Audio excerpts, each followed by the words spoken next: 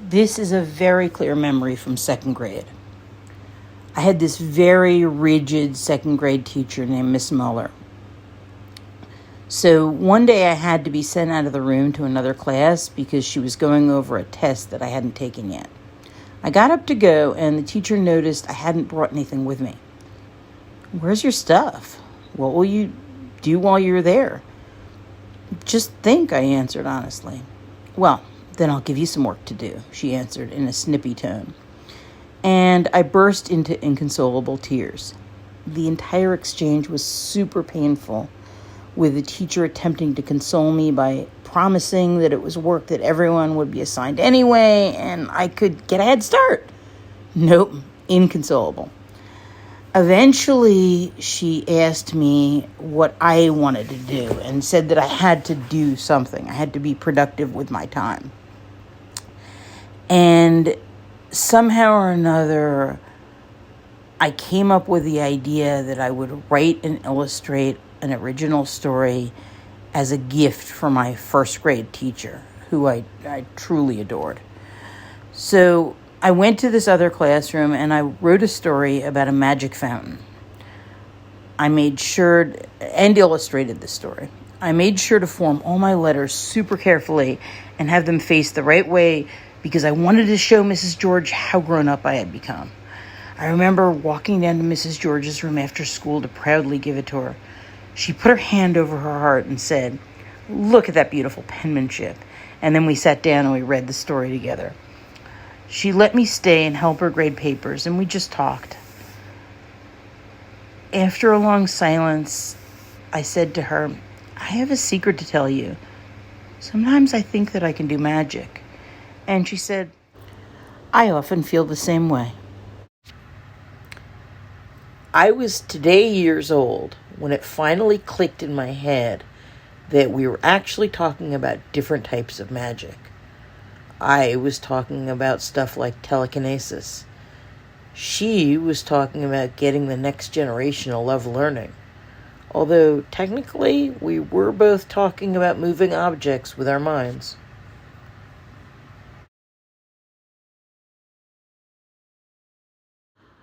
I like to look back on my own schooling and what did and didn't work for me as a child to inform my teaching practice today. So, what's my takeaway from this story? How can I use this experience to become a better teacher? Here are some of my reflections. Here we were given the most powerful tools in the universe. We were taught how to write. And we were never allowed to use those tools for anything fun. I mean, I wondered throughout school when we were going to get to do fiction writing. And it never occurred to me that the answer was going to be never.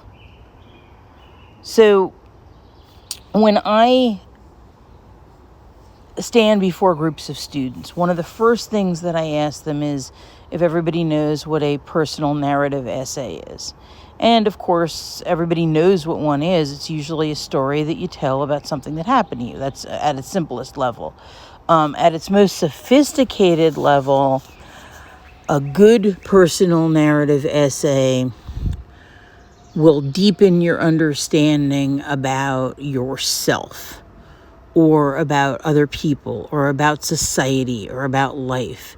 It'll lead you to some mysterious, amazing light bulb moment that if you'd never told the story, you never would have realized.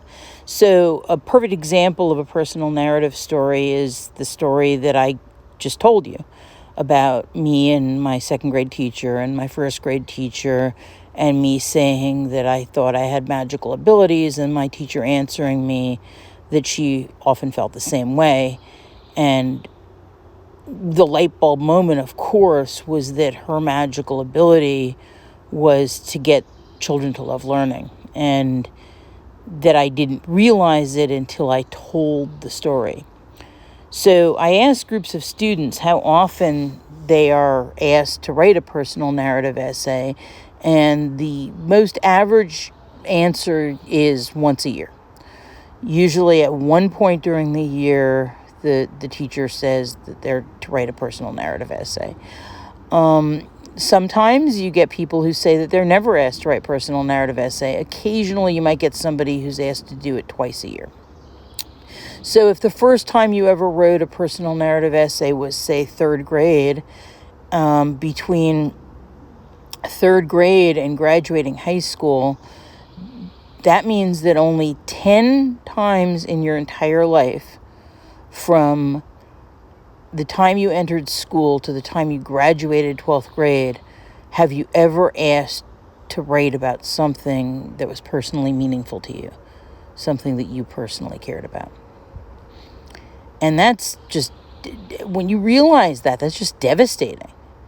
I mean, that you never ever get to write. You spend your entire school career waiting to write about something that you personally care about, and you never get to do it. I mean, you get to sneak writing about stuff you care about into your writing. So, for instance, I remember being extremely depressed and writing about Catcher in the Rye, and there was a scene where this boy who was being bullied leaped to his death and died, and he was wearing a sweater that belonged to Holden Caulfield. And I remember writing about how this was all symbolism for Holden feeling suicidal. So I was able to actually write about depression sneakily without actually writing about depression. Like, it's almost like we have to sneak our individuality into school. We don't ever get to have it celebrated. And I think that's what really got to me, was just understanding that a lot of times we stand before students and we ask them to, I know I ask in my classrooms to get students to create art that they care about. And a lot of children have trouble answering the question, what do I care about? What's important to me? Because, if you'd asked them when they were little, they would have been able to answer that question immediately. But it's just never been nurtured. So I've had experiences where I had students, given the opportunity to create a free choice project, and some kids, immediately right away, they know exactly what they want to do. They're inspired. But very, very often you get people who really don't know what they care about, who they are, what's important to them, because, again, they're so rarely asked for that narrative story. So I had this one experience where I had a student who, she basically said to me that she cared about nothing. And I mean, I was literally ready to refer her to a counselor. I thought, my God, is this kid clinically depressed? How could you care about nothing? So we got to talking, and it was kind of like a tell me about yourself type thing. We started having this conversation, and it turned out that she had this little dog, and she absolutely loved this little dog. And she ended up writing a storybook about this little dog, and it was a visual design class, so some of this had to be visual design. It wasn't a writing class. And she was not a person who drew pictures for fun, but I was able to loan her a camera, and she was able to illustrate the book with all these photographs of her little dog. So she used photography. She created something unique and original that was based on her own personal experiences, and her ideas started expanding. She interviewed a friend of hers who had a rescue dog, and there was a whole thing about rescue dogs. She had a whole section of the book that was about how to care properly for a dog. So, the all you need is a seed. And the thing is, if you care about something, it's an absolute guarantee that somebody else cares about that very same thing too. And your work will find an audience, because somebody will be looking for this very same thing that you care about. Nobody's completely alone in their interests. So we all have stories to tell. We all have creativity within ourselves. For some awful reason, it's never brought out in school. And everything about school is actually structured so that you can succeed with no individual creativity at all. And that seems to me to be a complete travesty. School should be teaching us to write our own stories, illustrate our own thoughts, and create what we care about. Whether it's a fictional story about magic fountains or a real life story, a memory of a child and her teacher. We should be creating content that's meaningful to us. And if you just look at the experience that I had, the description, I tried to form the letters carefully. I cared about my handwriting. I made sure the letters were facing the right way. I wanted to show the teacher how grown up I'd become. A hallmark of my childhood experience in school was I was an extremely careless student who would just fill in random numbers to get a worksheet done. And here I was doing something with an audience in mind. I knew that the audience was going to be my first grade teacher and caring about impressing her. So somewhere for the future of schooling in this country, I believe there is a lesson in that.